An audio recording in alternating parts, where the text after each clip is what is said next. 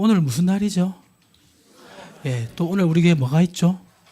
예, 성경 퀴즈가 있습니다. 그래서 설교 초반부터 퀴즈 형식으로 한번 시작해 보겠습니다. 자, 다음의 묘사는 누구에 대한 말일까요? 우물 근처에 이상한 기운이 번쩍이고 흰말이 절하며 나타남. 그 곁에 보랏빛 알이 있고 그 알을 깨트리자 사내 아이가 나옴.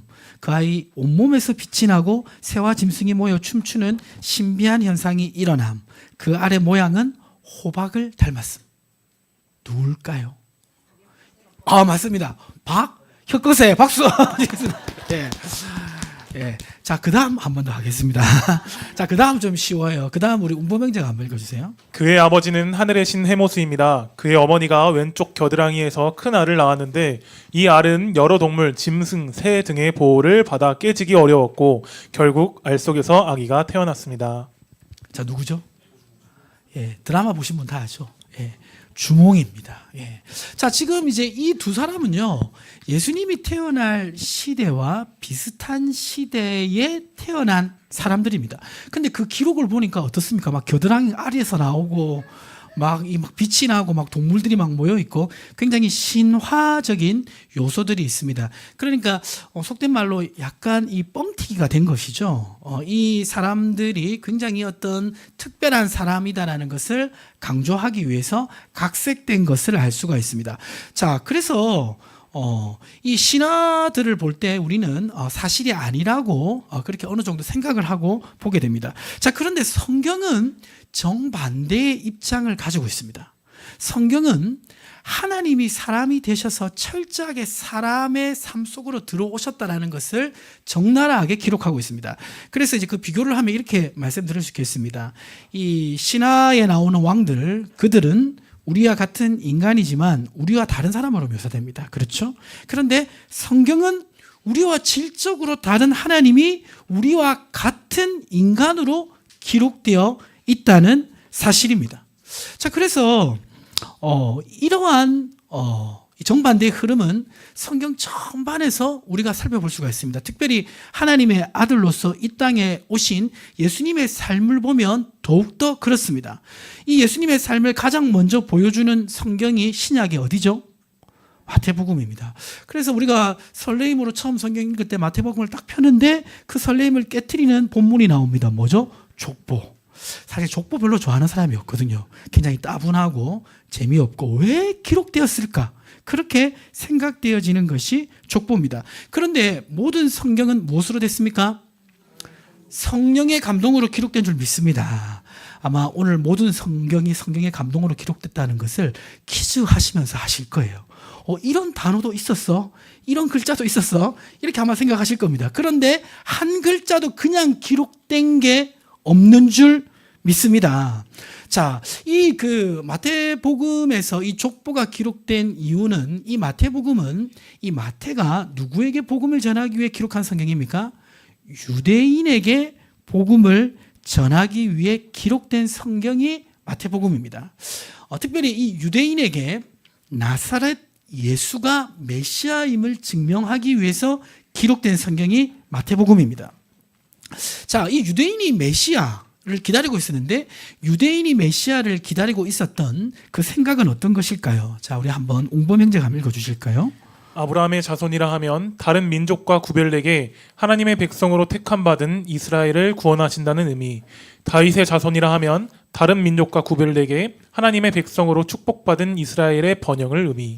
이 유대인들은 자신들에게 메시아가 올 거라고 기대하고 있었습니다. 자신들은 특별한 민족이라고 생각했는데 그 특별한 민족의 근거가 되는 조상이 누구냐면 한 사람은 아브라함이고 한 사람은 다윗입니다. 아브라함이 자손이기 때문에 우리는 택함받은 특별한 백성, 다윗의 자손이기 때문에 하나님께서 크게 축복하실 백성, 이러한 믿음이 바로 유대인들에게 있었던 것입니다. 자, 그런데 막상 이 유대인들의 기대와는 전혀 다르게, 유대인의 기대와는 전혀 다르게 메시아가 왔습니다. 하나님이 가지고 있는 그 메시아에 대한 목적은 유대인이 기대하는 바와 전혀 달랐던 것입니다. 이 하나님께서 보내신 메시아는 아브라함 자손으로 이루어진 민족 국가 이스라엘만 구원하는 것이 아니었습니다. 전 세계에 죄에 빠져 죽어가는 모든 영혼을 구원하실 목적이었습니다. 단순히 다윗의 왕국을 재현하는 그런 국가 이스라엘을 축복하기 위함이 아니었습니다. 영원한 하나님의 나라, 다윗과 같은 그런 다윗 위상으로 이 나라를 완전히 다스리는 영원한 왕이신 예수 그리스도의 나라를 선포하시기 위해서 이 메시아를 보내셨던 것입니다. 그러니까 이 유대인의 기대와 그리고 그 하나님의 기대가 서로 다른 것이죠. 그래서 이 차이를 줄여주기 위해서 마태는 마태복음을 기록한 것입니다. 그래서 오늘 이 마태복음을 통해서 우리는 유대인이 알아야 될 메시아에 대한 진리를 볼 수가 있고요. 그리고 그 진리를 통해서 우리의 삶 속에 적용할 수 있는 것들을 살펴보기를 원합니다. 자, 첫 번째, 이 유대인들이 알아야 될 메시아에 대한 정확한 진리는 무엇입니까? 자, 첫째 같이 한번 읽어보겠습니다. 메시아가 오신 가장 큰 목적은 죄사함입니다. 자, 메시아가 온 가장 큰 목적은 뭡니까? 죄사함입니다. 마태복음 1장 1절에 보면 이렇게 기록되어 있습니다. 아브라함과 다윗의 자손 예수 그리스도의 계보라. 자, 여기 보니까 이 메시아가 누구의 자손이라고 되어 있죠? 예, 아브라함과 다윗의 자손이라고 되어 있습니다. 특별히 이제 이 아브라함의 자손이라고 했을 때 이 아브라함의 자손이라는 것은 어떤 의미가 있는지 살펴보기를 원하는데요. 우리가 작년에 이 아브라함의 그 가족들에 대한 설교를 많이 들었지 않습니까? 기억나십니까? 아브라함의 아들 누구죠? 이삭의 아들 누구죠? 야곱. 그들에 대한 설교를 들었는데 그들에 대한 설교를 들으면서 우리 성도님들 느끼셨겠지만 그들의 자녀, 장자, 씨가 굉장히 중요하다라는 것들을 설교 시간에서 많이 들으셨을 것입니다. 창세기 22장 16절과 18절에 보면 하나님이 이 아브라함에게 아브라함이 이 이삭을 그 번제로 드릴 때 믿음에 순종한 것을 축복하면서 놀라운 말씀을 하는데요. 그것이 창세기 22장 16절에서 18절에 기록되어 있습니다. 우리가 한 절씩 교독해 보기를 원합니다. 이르시되 여호와께서 이르시기를 내가 나를 가리켜 맹세하노니 내가 이같이 행하여 내 아들 독자도 아끼지 아니하였은즉 내가 내게 큰 복을 주고 내 씨가 크게 번성하여 하늘의 별과 같고 바닷가의 모래와 같게 하리니 내 씨가 그 대적의 성문을 차지하리라. 같이 있습니다. 또 내 씨로 말미암아 천하 만민이 복을 받으리니 이는 내가 나의 말을 준행하였음이니라 하셨다 하니라. 자, 여기 그 17절에 보니까 내 씨가 무엇을 차지한다고 되어 있습니까? 대적의 성문을 차지하리라. 그러니까 아브라함의 자손은 단순히 아브라함의 자손들만 축복하는 것이 아니라 대적이라고 했을 때는 온수 마귀를 의미합니다. 인류를 죄에 빠뜨려서 죄의 권세, 사망의 권세에 매이게 한 존재 온수 마귀를 말합니다. 그러니까 아브라함의 자손을 통해서 이 온수 마귀의 세력을 무너뜨린다는 약속인 것입니다. 자, 이 약속은 이어서 이삭의 아내였던 리브가가 시집갈 때도 동일하게 나타납니다. 창세기 24장 60절을 우리 다영 집사님이 한번 읽어주세요. 리브가에게 축복하여 이르되 우리 누이여 너는 천만인의 어머니가 될지어다. 내 씨로 그 원수의 성문을 얻게 할지어다. 자, 지금 갑자기 리브가가 시집 가는데 어떤 말씀이 지금 포함되어 있습니까? 내 씨로 그 원수의 성문을 얻게 할지어다. 무슨 말입니까? 이 리브가의 자손을 통해서 원수, 인류의 원수, 마귀의 세력을 무너뜨리는 그런 메시아가 태어난다는 약속인 것입니다. 자, 이것은 이 야곱에게도 동일하게 적용됩니다. 자, 야곱의 아들 12아들 있죠? 그 아들 중에 제일 행실이 문제가 있는 아들 누구죠? 누굽니까? 이 수준으로는 성경 퀴즈에 지금 준비가 안 됐어요. 야곱 12아들 중에 제일 문제가 있는 아들 누굽니까? 자, 유다죠. 자, 이 유다의 자손으로 이 메시아가 오잖아요. 그러니까 이 문제 있는 유다에게도 놀라운 예언의 말씀이 기록되어 있는데 창세기 49장 8절을 우리 옹범 형제가 한번 읽어주세요. 유다야 너는 내 형제의 찬송이 될지라 내 손이 내 원수의 목을 잡을 것이요 내 아버지의 아들들이 내 앞에 절하리로다. 자, 이 유다에게도 뜬금없이 내 원수의 목을 잡을 것이요. 바로 유다의 자손으로 오시는 이를 통해서 이 원수 마귀의 세력을 무너뜨린다고 말씀하고 있는 것입니다. 그러니까 유대인이 생각할 때 아브라함의 자손은 우리는 아브라함의 자손이니까 특별히 택함받은 사람이야 라고 생각했던 것이고, 하나님께서 이 아브라함의 자손으로 메시아를 보낸다는 것은 무엇입니까? 바로 온수마귀의 세력 가운데 죄에 매여 있는 인류를 구원하기 위한 메시아를 보낸다라는 이런 의미로 말씀하신 것입니다. 다윗에 대해서도 마찬가지입니다. 마태복음 1장 1절에 보면 아브라함과 다윗의 자손 예수 그리스도의 계보라라고 마태복음 1장 1절에 기록되어 있죠. 자, 그런데 이 다윗의 자손으로 오신다는 것은 어떤 의미입니까? 사무엘하 7장 12절과 13절 한 절씩 교독하면 이 말씀은 다윗에게 하나님이 말씀하신 내용입니다. 내 수완이 차서 내 조상들과 함께 누울 때 내가 내 몸에서 내 씨를 내 뒤에 세워 그의 나라를 견고하게 하리라. 그는 내 이름을 위하여 집을 건축할 것이요 나는 그의 나라 왕위를 영원히 견고하게 하리라. 자, 이 말씀은 다윗 왕에게 하신 약속입니다. 자, 보니까 너의 나라 왕위를 견고하게 하리라, 내 씨를 통해서 견고하게 하리라 했는데, 실제로 다윗 이후에 이스라엘은 어떻게 되었습니까? 솔로몬 이후 분열됐고 바벨론에 의해서 이제 멸망당하고 그렇게 되었죠. 자, 그러면 지금 이 다윗에게 내 왕위를 견고하게 하리라 하신 말씀은 단순히 다윗의 아들 솔로몬 그리고 그 아들 르호보암이 아니라 다윗의 자손으로 오시는 영원한 하나님 나라의 통치자 예수 그리스도에 대한 예언인 것입니다. 자, 그러니까 유대인의 생각과 다른 거죠. 유대인의 생각은 예전에 다윗 왕과 같은 그런 굉장히 입지적인 왕이 나와서 지금 이스라엘을 로마에서 해방시켜 주고 경제적으로 발전시키고 정치적으로 발전시켜서 굉장히 그 힘이 있는 나라가 되게 할 사람으로 메시아를 기대하고 있었던 것입니다. 자, 그래서 이 유대인이 가지고 있는 메시아에 대한 기대와 하나님이 보내시는 이 메시아에 대한 목적이 달랐던 것입니다. 자, 그러면 이 두 차이를 가로지르는 근거가 되는 개념이 있는데 그게 뭘까요? 그게 바로 죄입니다. 그러니까 하나님이 지금 메시아를 보내는 것은 죄에 빠진 사람들을 구원해서 죄가 없는 이제 죄 저주가 끝난 영원한 하나님 나라에 가게 하기 위해서 메시아를 보내시는 것이죠. 근데 이스라엘이 기대하는 메시아는 뭡니까? 로마에서 우리를 해방시켜 주고 정치적으로 경제적으로 발전시켜서 잘 먹고 잘 살 수 있도록 해주는 그런 메시아를 기대하고 있었다는 것입니다.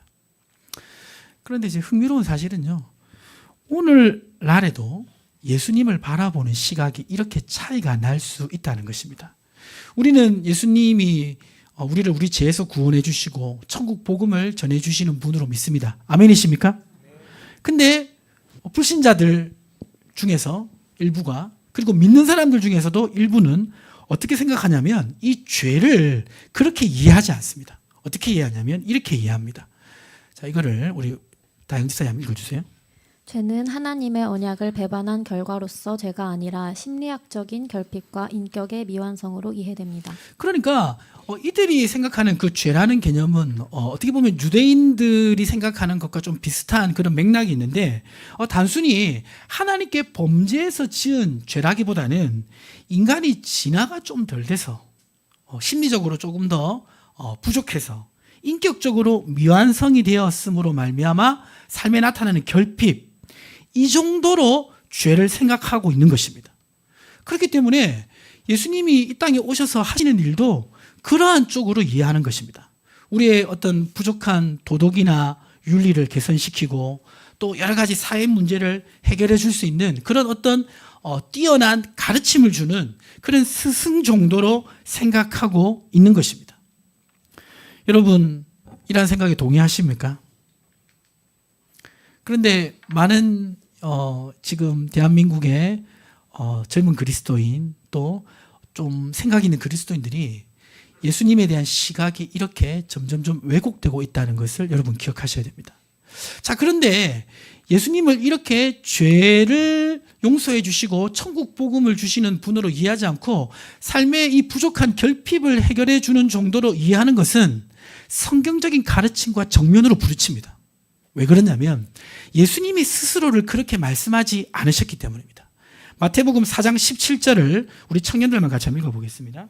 이때부터 예수께서 비로소 전파하여 이르시되 회개하라 천국이 가까이 왔느니라 하시더라. 자, 예수님이 사역을 처음 시작할 때 하신 말씀이 뭡니까? 뭐 해라? 회개하라. 회개하라는 것은 우리가 누구라는 말입니까? 죄인이다. 죄에 대해서 죽을 수밖에 없으니까 회개하고 복음을 믿어야 천국에 갈 수 있다라는 메시지가 예수님의 메시지였던 것입니다.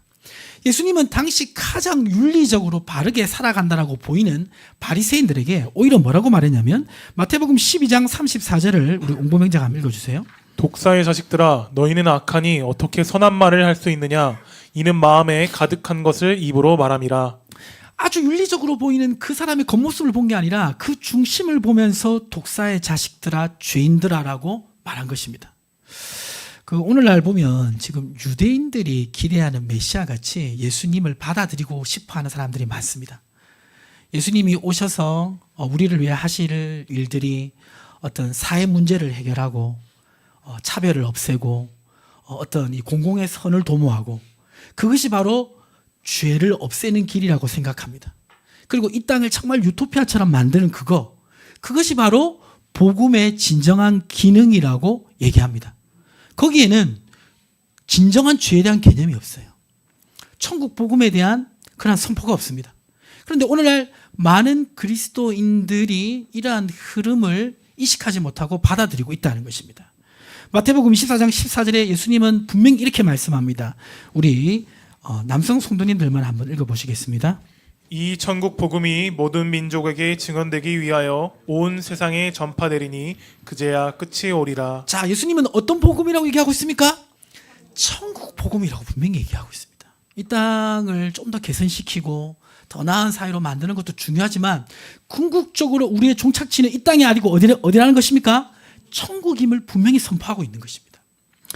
자, 두 번째로 이 마태복음에서 유대인들이 알아야 될 진리는 무엇입니까? 또 우리가 적용해야 될 것은 무엇입니까? 두 번째 같이 한번 읽어보겠습니다. 원죄에서 우리를 구원하시는 분입니다. 그 메시아는 메시아가 오신 목적은 죄에서 우리의 죄를 사해 주시기 위해서이고 그리고 원죄에서 우리를 구원해 주시기 위해서 오신 분이라는 것을 마태는 분명히 얘기하고 있습니다. 마태복음 1장 1절을 다시 보시면요. 자, 여기 보시면 아브라함과 다윗의 자손 예수 그리스도의 계보라라고 말하고 있습니다. 그러니까 메시아는 누구의 자손이다? 아브라함의 자손임을 얘기합니다. 자, 그런데 이 자손이 이렇게 중요해진 이유가 유대인들은 아브라함까지만 생각하고 싶었습니다. 왜냐하면 자기의 조상이 이제 아브라함이니까 아브라함의 자손이 메시아 된다는 것은 아브라함의 자손 민족인 자기들을 구원하는 그것만 생각했습니다. 그런데 아브라함의 이 자손이 굉장히 중요해진 그 시작은 아브라함 때부터가 아니라 성경을 자세히 보시면 구약 성경을 보시면 아브라함 위로 거슬러 올라갑니다. 어디까지 올라가냐면 저기 아담까지 올라갑니다. 창세기 3장 15절을 우리 다영 집사님 한번 읽어주세요. 내가 너로 여자와 원수가 되게 하고 내 후손도 여자의 후손과 원수가 되게 하리니 여자의 후손은 내 머리를 상하게 할 것이요 너는 그의 발꿈치를 상하게 할 것이니라 하시고. 자, 여기서부터 지금 뭐가 나왔죠? 후손이 나왔습니다. 후손이 굉장히 중요하다. 자, 이 하와의 그 후손은 어떤 의미를 가지고 있습니까? 지금 아담이 범죄해서 아담 이후에 태어나는 모든 인류가 죄와 사망의 권세 가운데 죽을 수밖에 없게 되었는데, 그렇죠? 그 죽을 수밖에 없던 인류를 구원할 그 메시아가 누구의 후손으로 온다? 여자의 후손으로 온다라는 것이 처음 창세기 때부터 기록되어 있는 것입니다. 자, 그러니까 여기서 우리가 알 수 있는 것은 무엇입니까? 지금 인류가 죄에 빠진 이 원인이 바로 원죄에서부터 왔다라는 것을 보여주고 있는 것입니다. 그리고 그 원죄에서 원죄 때문에 죽을 수밖에 없는 그 사람들을 구원하기 위해 메시아가 오고 있다는 것입니다. 메시아를 보내신다는 것입니다. 그런데 앞에서 제가 이제 말씀드렸던 것처럼 이 유대인들은 원죄까지 거슬러 올라가지 않고 이 아브라함부터 시작하고 싶었습니다. 그냥 아브라함의 자손으로 살아가는 우리를 구원해주는 메시아만 생각하고 싶었던 것입니다. 자, 오늘날에도 이제 이 그 타락에 대해서 원죄와 연관시키지 않고 생각하는 사람들이 많이 있습니다. 타락을 좀 인간이 진화가 좀 덜 돼가지고 부족한 상태에 있는 그 상황을 이야기처럼 만든 것이 아담의 선악과 사건으로 그렇게 연결시키는 사람들이 많습니다. 자, 그런데 성경에서는요, 아담을 역사적 인물로 분명히 얘기하고 있다는 사실입니다. 자, 누가복음 3장 38절을 보시면요. 누가복음 3장 38절을 우리 청년들 한번 읽어볼까요? 그 위는 에노스요, 그 위는 셋이요, 그 위는 아담이요, 그 위는 하나님이시니라. 자, 누가복음의 이제 이 족보는 그 마태복음의 족보와 다르게 예수님부터 거슬러 올라가는 족보거든요. 자, 족보라는 것은 무엇이 기록되어 있습니까? 이름이 기록되어 있는 거죠. 이름이 기록되어 있다는 것은 그 사람이 실제 존재한 인물이란 것입니다. 근데 이제 족보를 보실 때 이제 이 족보가 우리가 생각할 때는 낳고 하면 낳은 사람은 아버지고 이제 낳음을 당한 사람은 아들이라 생각할 수 있는데 성경은 일대만을 그렇게 표현하지 않습니다. 아들도 낳고고 후손도 낳고입니다. 그러니까 성경에서 낳고라고 했을 때는 할아버지가 될 수도 있고 증조부가 될 수도 있는 것입니다. 지금 올라가는 순서도 마찬가지입니다. 그러니까 이 위라는 것은 아버지일 수도 있고 조상일 수도 있는 것입니다. 근데 중요한 건 뭡니까? 마지막 조상이 누구다? 아담이라고 기록되어 있는 것입니다. 자, 이것은 하나님께서 이 이스라엘 백성을 책망할 때도 똑같이 그런 의미로 표현하고 있습니다. 호세아서 6장 7절을 보시면, 저 호세아서인데 호세아서 6장 7절은 같이 한번 읽어보겠습니다. 그들은 아담처럼 언약을 어기고 거기에서 나를 반역하였느니라. 자, 지금 이스라엘 백성이 범죄하자 그들의 범죄가 누구와 같다라고 얘기하고 있습니까? 아담과 같다라고 얘기하고 있습니다. 아담처럼. 그러면 하나님 보실 때 아담은 비유적인 사람입니까? 실제적인 사람이란 것입니다. 자, 이것은 바울의 증언도 마찬가지입니다. 디모데전서 2장 13절은 우리 웅범 형제가 읽어주세요. 이는 아담이 먼저 지음을 받고 하와가 그 후며. 자, 지금 이 바울도 아담이 먼저 지음을 받았다라고 말하면서 아담이 실제 인물로 얘기하고 있습니다. 자, 그러니까 이것은 결국 뭡니까? 타락이 실제적으로 일어난 사건이고 아담이 실제 인물이라는 것이 성경의 증거라는 것입니다. 자, 그러면 만약에 아담이 실제 존재하지 않게 된다면 아담이 이제 방금 앞에서 제가 말씀드렸던 것처럼 어떤 인간의 불완전함을 보여주기 위한 하나의 이야기라면 어떤 문제가 생기는 걸까요? 고린도서 15장 45절에 보면 이렇게 기록되어 있습니다. 우리 여성 성도님 한번 읽어주실까요? 기록된 바 첫 사람 아담은 생명이 되었다 함과 같이 마지막 아담은 살려주는 영이 되었나니. 자, 지금 성경에서는 아담과 누구를 함께 지금 거론하고 있습니까? 그렇죠. 마지막 아담이신 예수님을 함께 거론하고 있습니다. 로마서 5장 19절을 자세히 보시면 이렇게 기록되어 있죠. 로마서 5장 19절에 보면 한 사람이 순종하지 아니함으로 많은 사람이 죄인 된 것 같이 한 사람이 순종하심으로 많은 사람이 의인이 되리라. 자, 순종하지 않은 한 사람은 누굽니까? 아담이죠. 순종하지 않았던 것은 선악과를 따먹은 실제 사건이죠. 근데 만약에 아담이 실제 인물이 아니면 뒤에 한 사람이 순종하심으로 많은 사람이 의인이 된다. 이건 누구에 대한 얘기죠? 예수님이 죽기까지 순종하신 것이죠.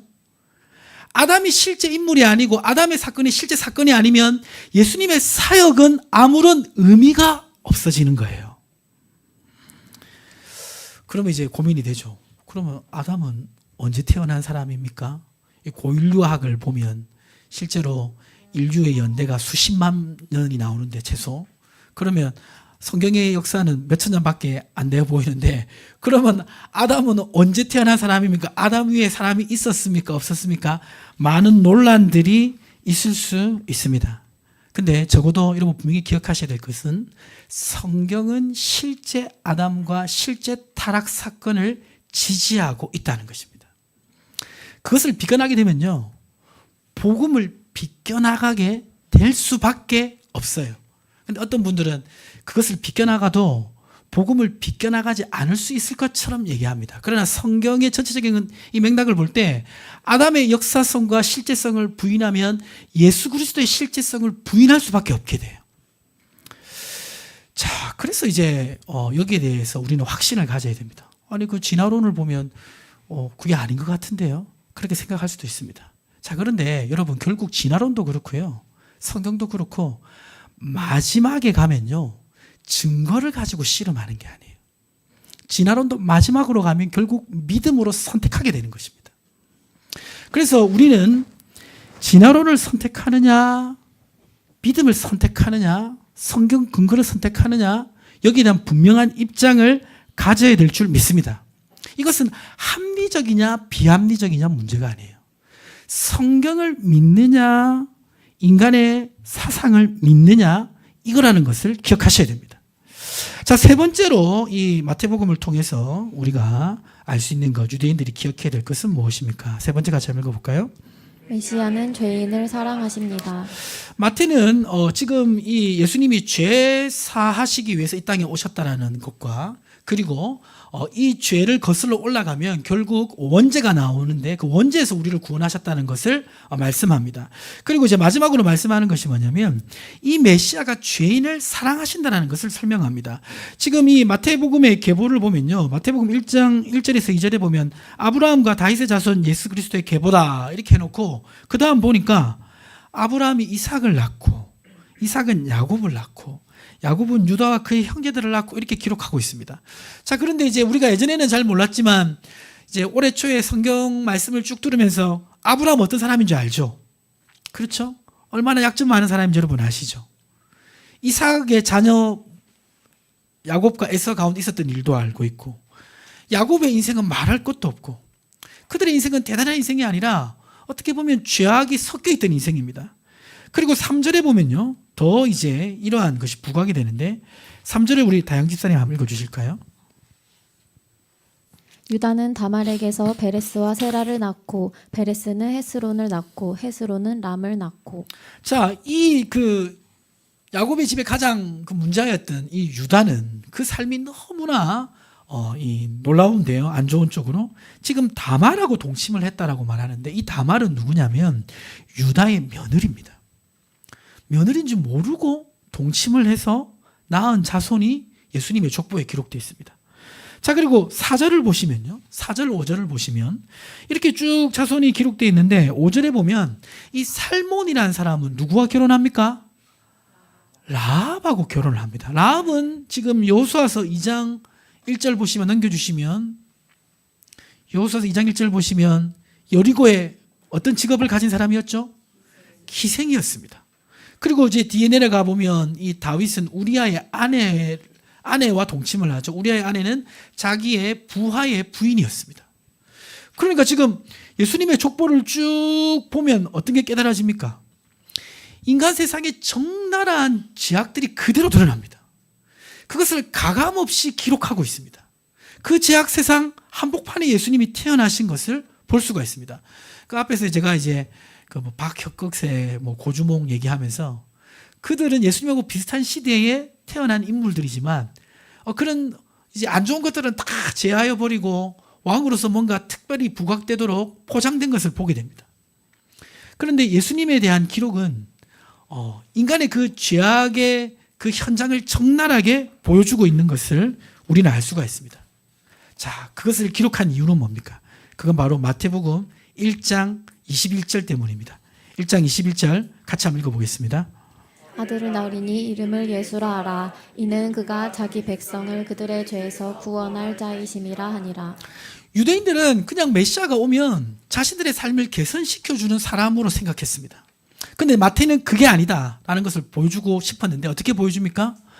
아브라함과 다윗의 이 자손 계보를 쭉 보니까 유대인들이 자기의 조상들을 쭉 보니까 어떻습니까? 죄로 가득한 족보를 보여주는 거예요. 자신들의 족보가. 특별한 어떤 유대인으로서 선민이 아니라 정말 죄가 가득한 족보를 보여주고 그 족보의 마지막에 예수 그리스도를 보여주면서 무엇을 알리고 싶습니까?